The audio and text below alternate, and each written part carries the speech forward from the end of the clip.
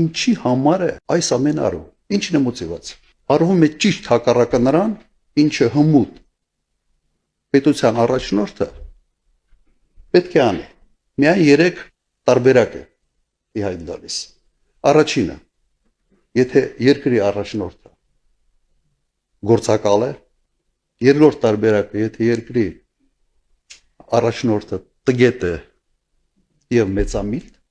եւ երրորդ առաջարկը անում է մտածված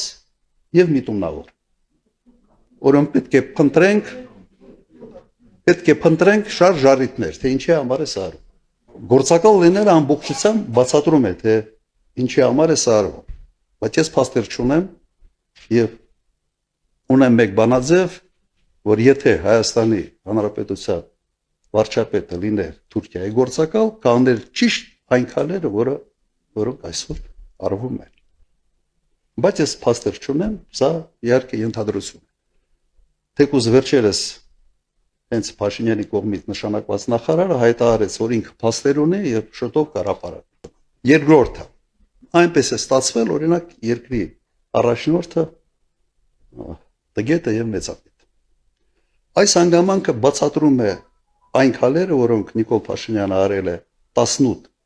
մինչև 20 թվականի պատերազմում պարտություն։ Իսկապես բացատրվում է տգետության եւ մեծամտության։ Բայց չի բացատրում այն, ինչ կատարվեց դրանից հետո։ Եվ երրորդ տարբերակը արվում է միտումնավոր, պլանավորված